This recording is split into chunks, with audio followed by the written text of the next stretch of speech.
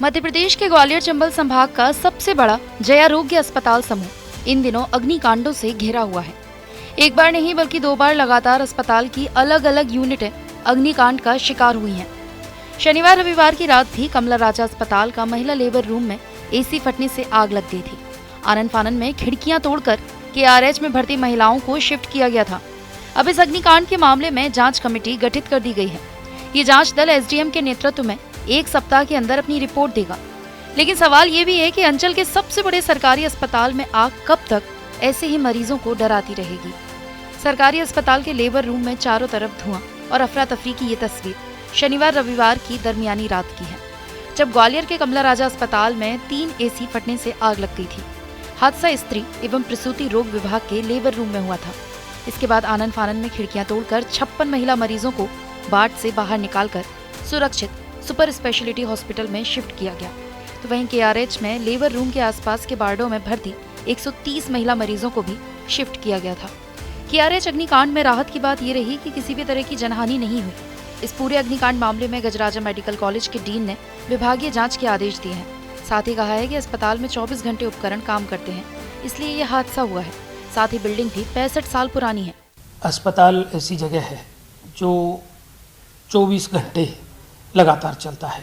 अन्य जो ऑफिस होते हैं उनमें और अस्पताल में आप एक अंतर देखेंगे कि बाकी के ऑफिस रात को बंद हो जाते हैं, पर अस्पताल ऐसी जगह है जो 24 घंटे चलता है और वहाँ पर सारे उपकरणों का भी उपयोग लगातार होता है। अब इनकी लगातार मॉनिटरिंग, इनकी देखभाल, उसके लिए जो लोग नियुक्त किए जाते हैं वो इन्हें देखते हैं। परंतु उसके उपरांत भी मैं ये कह सकता हूँ कि मशीनें हैं और मशीनों में कहीं पर इस तरह की अकस्मात कोई घटनाएं हो जाती हैं। रही बात आपने कहा कि चिकित्सालय और चिकित्सा महाविद्यालय, तो चूँकि ये मध्य प्रदेश का पहला चिकित्सा महाविद्यालय है, उससे जुड़े हुए जो चिकित्सालय हैं, कमला राजा चिकित्सालय हमारा 65 वर्ष से ऊपर का है। अन्य न्यूरोसर्जरी न्यूरोलॉजी की बिल्डिंग है, वो भी काफ़ी पुरानी हो गई है। ट्रॉमा सेंटर लगातार रिनोवेशन वहाँ कार्य चलता रहता है। तो चूँकि इनका उपयोग 24 घंटे होता है, इसलिए इनमें निरंतर रिनोवेशन की और देखरेख की भी आवश्यकता निरंतर बनी रहती है। ग्वालियर के गजरा राजा मेडिकल कॉलेज के अधीन जयारोग्य अस्पताल समूह आता है। उसमें महिला और चाइल्ड यूनिट कमला राजा अस्पताल के रूप में काम करती है। जिस वक्त कमला राजा अस्पताल यानी केआरएच में आग लगी थी, सूचना के बाद से आधी रात को ही ग्वालियर कलेक्टर रुचिका सिंह चौहान ने मोर्चा संभाल लिया था।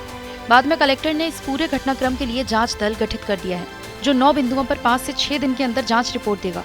एसडीएम के नेतृत्व में बनाई गई इस जांच कमेटी में प्रशासन, स्वास्थ्य, पुलिस, नगर निगम और पीडब्ल्यूडी के अधिकारियों को रखा गया है, जो आगजनी की मुख्य खामियों को उजागर करेंगे, जिससे मुख्य कारणों का पता लगा सके। ये परसों लगभग रात को 1:30 बजे सूचना मिली थी कि वहाँ पर आईसीयू में, जो प्रसूता वाला आईसीयू है, वहाँ पर एक एसी के अंदर पहले आग लगी और फिर बहुत धुआं स्प्रेड हो गया।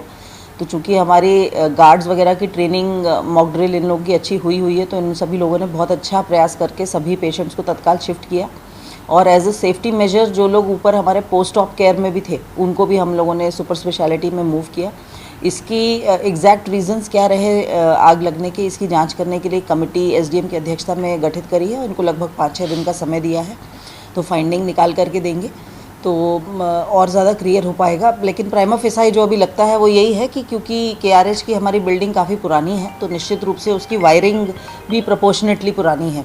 इसकी वायरिंग को चेंज करने के लिए हम लोगों ने एक डिटेल प्रस्ताव सितंबर-अक्टूबर में बनवाया था और शासन को प्रेषित किया गया। उसको पुनः हम लोग पीएस मेडिकल एजुकेशन को लिखेंगे। इसकी राशि मिल जाए तो इसका एक प्रॉपर पूरा रिवैम्पिंग हो सकता है। ग्वालियर के जयारोग्य अस्पताल समूह यानी जेएएच के द्वारा संचालित अस्पतालों की यूनिटों में आग पहली बार नहीं लगी है, बल्कि अलग अलग यूनिटों में आग लगती रही है। सबसे पहले शनिवार रविवार की रात भी कमला राजा अस्पताल का महिला लेबर रूम में 3 एसी फटने से आग लग गई थी। आनन फानन में खिड़कियां तोड़कर भर्ती महिलाओं को शिफ्ट किया गया। इससे पहले 3 सितंबर 2024 को जेएएच के ट्रॉमा सेंटर में आग लग गई। दम घुटने से ट्रॉमा सेंटर में भर्ती शिवपुरी जिले के कांग्रेस नेता समेत 2 की मौत हुई थी। 2024 में पीआईसीयू में आग लगी, काबू पा लिया गया था। सितंबर 2023 में एसएनसीयू में शॉर्ट सर्किट से आग लगी। 22 नवंबर 2020 को ग्वालियर सुपर स्पेशलिटी के आईसीयू में आग लगी, जिसमें 2 मरीज गंभीर रूप से झुलसे। 6 साल पहले मुरार के जिला अस्पताल में एसएनसीयू में आग लगी थी। 11 अक्टूबर 2016 को जय आरोग्य अस्पताल की माइनर ओटी के एसी में शॉर्ट सर्किट की वजह से आग लग गई थी और ओटी में धुआं भर गया था। आग लगने से अस्पताल में अफरा तफरी मच गई थी।